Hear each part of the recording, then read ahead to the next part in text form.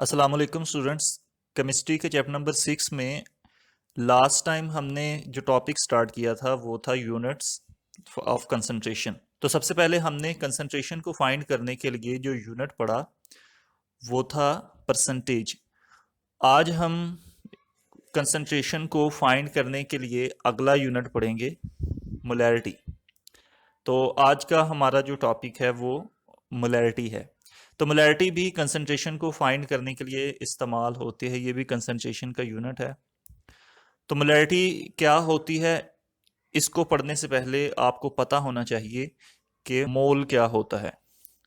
Ninth class के chapter number 1 में हम मोल के मुतालिक पढ़ चुके हैं। मोल हम किसको कहते हैं, इसको हम इस तरह से डिफाइन करते हैं कि एटॉमिक मास, मॉलिक्यूलर मास और फार्मूला मास एक्सप्रेस्ड इन ग्राम। यानी किसी एटम का मास, किसी मॉलिक्यूल का मास या किसी आयनिक कंपाउंड के मास को जब हम ग्राम्स में रिप्रेजेंट करते हैं तो इसको हम कहते हैं 1 मोल। जैसे कि ऑक्सीजन हमारे पास एक एटम है, तो ऑक्सीजन के एक एटम का मास 16 AMU होता है। अगर हम इस AMU के साथ ग्राम लगा दें 16 ग्राम, तो ये हो जाएगा 1 मोल। इसका मतलब कि अगर हम 16 ग्राम ऑक्सीजन लें तो ये कितनी ऑक्सीजन होगी, 1 मोल। इसी तरह से किसी मॉलिक्यूल का मास, जैसे वाटर एक मॉलिक्यूल है, तो वाटर के एक मॉलिक्यूल का जो मास है वो होता है 18 AMU। अगर हम AMU हटा के इसके साथ ग्राम लगा दें तो ये फिर हो जाएगा 1 मोल। इसका मतलब कि अगर हम 18 ग्राम पानी लें तो मतलब हमने कितना पानी लिया, 1 मोल। इसी तरह से किसी आयनिक कंपाउंड का मास, जैसे NaCl एक आयनिक कंपाउंड है, तो इसका जो मास होता है वो होता है 58.5 AMU। अगर हम AMU हटा के इसको ग्राम्स में एक्सप्रेस करें, ग्राम लगा दें इसके साथ 58.5 ग्राम, तो ये इक्वल हो जाएगा 1 मोल के। तो किसी एटम का मास, किसी मॉलिक्यूल का मास और किसी आयनिक कंपाउंड का मास जिसको हम ग्राम्स में रिप्रेजेंट करें, इसको हम कहते हैं मोल। अब चलते हैं मोलैरिटी की तरफ। मोलैरिटी क्या होती है? It is a concentration unit define as number of moles of solute dissolve in 1 dm cube of solution. It is represented by m।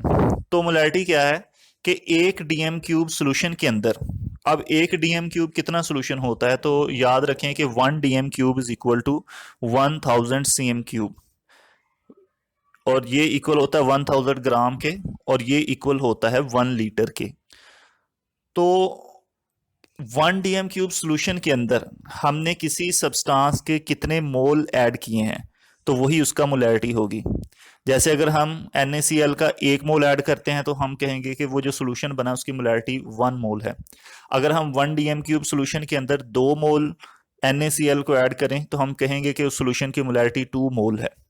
तो मोल असल में क्या है, ये भी कंसंट्रेशन को फाइंड करने का यूनिट है। ये हमें बताता है कि किसी सॉल्यूशन के अंदर किसी सब्सटेंस की मिकदार क्या है मोल्स के अंदर, और इसको हम m से रिप्रेजेंट करते हैं।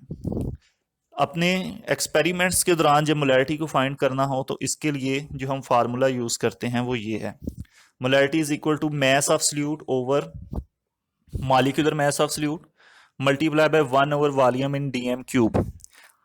इसी फार्मूले का एक दूसरा वर्जन भी है, molarity is equal to mass of solute over molecular mass of solute multiply by 1000 over volume in cm cube. अगर न्यूमेरिकल्स में या एक्सपेरिमेंट में जो हमारे पास वॉल्यूम है अगर वो dm क्यूब में हो तो हम फार्मूले के ऊपर 1 यूज करेंगे, 1 over volume in dm cube, जितना भी वॉल्यूम दिया गया हो। और अगर न्यूमेरिकल्स के दौरान वॉल्यूम जो है वो cm क्यूब में दिया गया है तो हम फार्मूले में 1000 का यूज करेंगे। तो ये दोनों फार्मूले मोलैरिटी के ही हैं, सेम फार्मूले हैं, सिर्फ वॉल्यूम में डिफरेंस की वजह से डिफरेंट फार्मूला यूज करते हैं। अब हम सॉल्यूशन को बनाना सीखते हैं। एक क्वेश्चन आता है हमारे पास, how to prepare 1 molar solution, कि हम 1 मोल सॉल्यूशन कैसे प्रिपेयर करते हैं। तो इसमें हम NaCl की एग्जांपल लेंगे कि 1 मोल सॉल्यूशन को, NaCl का अगर हमने 1 मोल सॉल्यूशन प्रिपेयर करना हो तो हम वो कैसे प्रिपेयर करेंगे। तो हम क्या करते हैं, हमने अगर 1 मोल NaCl के सोल्यूशन को प्रिपेयर करना है तो पहले हम एक फ्लास्क के अंदर सफिशिएंट अमाउंट में वाटर लेंगे। पहले थोड़ा सा पानी ले लेंगे एक फ्लास्क के अंदर,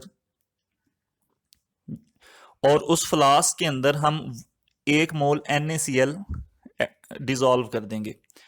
अब 1 मोल NaCl कितना होता है वो पहले भी आपको बता दिया है कि आप NaCl का मैस निकालें और उस मैस के साथ ग्राम लगा दें। NaCl में सोडियम जो है इसका होता है 23 और क्लोरीन का होता है 35.5। तो दोनों को जब हम जमा करते हैं तो ये निकलता है 58.5।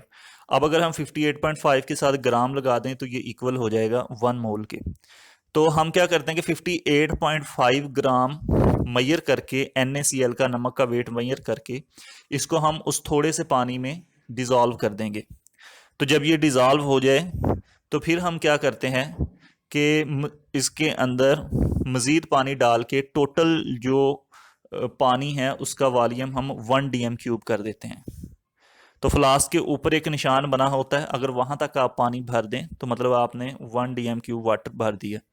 तो पहले थोड़े से पानी में हम NaCl को डिज़ोल्व करते हैं और फिर उसके अंदर मज़ीद पानी डाल के टोटल 1 dm³ तक सोल्यूशन का वॉल्यूम ले जाते हैं। तो इस तरह से हम 1 मोल जो है वो 1 मोलर सोल्यूशन हम प्रिपेयर कर लेते हैं NaCl का।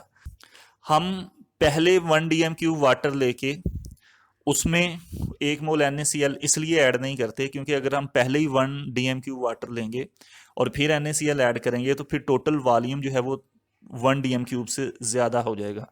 तो इसलिए पहले हम थोड़े से पानी में NaCl को डिज़ोल्व करते हैं और फिर टोटल वॉल्यूम जो है वो 1 dm³ तक करते हैं।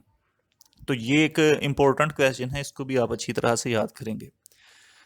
तो ये आपकी बुक पे है उसी तरह से, how to prepare 1 molar solution. तो ये हम कैसे करते हैं। 1 molar solution is prepared by dissolving 1 mole of solute in sufficient amount of water.